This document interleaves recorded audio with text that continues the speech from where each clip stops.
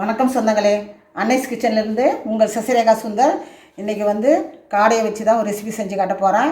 அது என்ன செய்கிறன்றதை பாருங்கள். அதுக்கு தேவையான பொருட்கள் என்னென்னு இப்போ தான் நான் காட்டுறேன். காடை 4 எடுத்து கட் பண்ணி நல்லா சுத்தம் பண்ணி வச்சுருக்கிறேன்.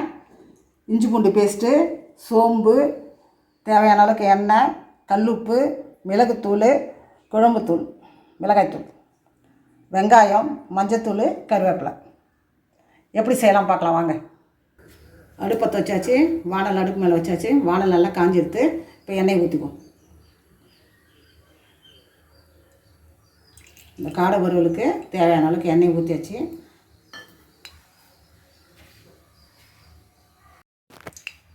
எண்ணெய் காஞ்சிட்டு சோம்பு போட்டுக்கலாம். இப்போ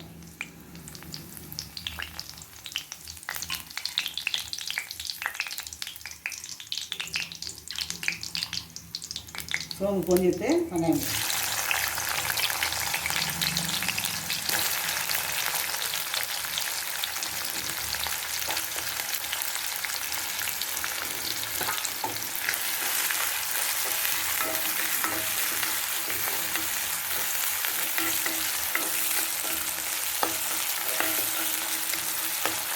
வெங்காயம் நல்லா வதங்கும் போது இஞ்சி பூண்டு பேஸ்ட்டும் போட்டுக்கணும்.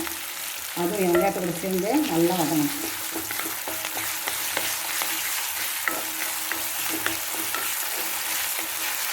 இஞ்சி பூண்டு பேஸ்ட்டு வெங்காயம் நல்லா வதங்கிட்டு இப்போ நம்ம காடையை போட்டுக்கலாம்.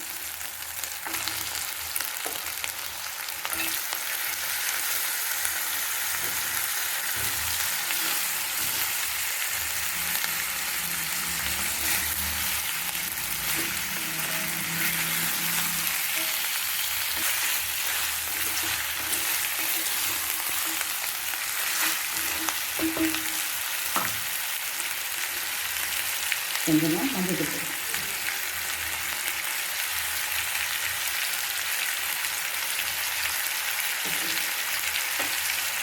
காடை இந்த மாதிரி கட் பண்ணி நம்ம வறுக்கலாம், முழுசாகவும் வறுக்கலாம். இன்றைக்கி நான் கட் பண்ணி தான் வறுத்து காட்டுறேன்.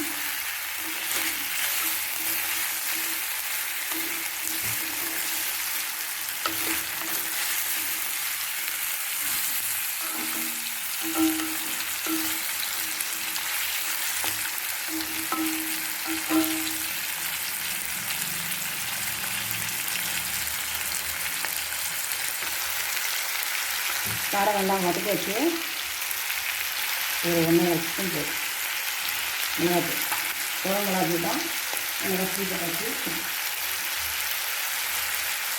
கொஞ்சமாக கல்லுப்பு,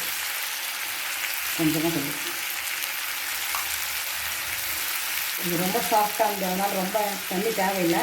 கொஞ்சமாக ஊற்றினாலே போதும். ரொம்ப தண்ணி தேவையில்லை. இது மூடி வச்சு வேக வச்சிடும்.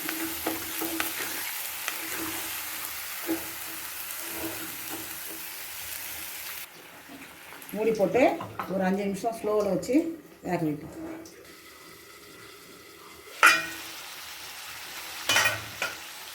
தண்ணி நல்லா செஞ்சிடுச்சு. காடை நல்லா வெந்துருக்குது. இப்போ கொஞ்சமாக மிளகாய் போட்டுக்குவோம். ஏற்கனவே மிளகாத்தூள் போட்டதால் மிளகாத்தூள் கொஞ்சமாக போட்டாங்க.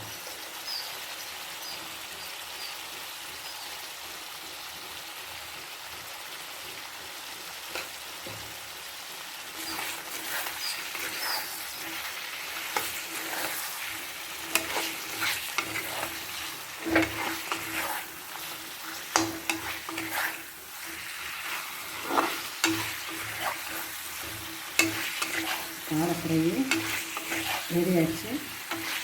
உங்களுக்கு சுவையான காடை ஃப்ரை ரெடி ஆகிடுச்சு. நீங்களும் செஞ்சு பாருங்கள். இது பார்த்திங்கன்னா சாம்பார் சாதம், ரசம் சாதம் எதுக்கு வேணால் நம்ம தொட்டுன்னு சாப்பிட்லாம். ரொம்ப ரொம்ப டேஸ்ட்டாக இருக்கும். நீங்களும் செஞ்சு பாருங்கள். கமெண்ட்ஸில் சொல்லுங்கள். லைக் பண்ணுங்கள், ஷேர் பண்ணுங்கள், கமெண்ட் பண்ணுங்கள். என்னோடய அன்னைஸ் கிச்சனுக்கு சப்ஸ்கிரைப் பண்ணுங்கள். தேங்க்யூ.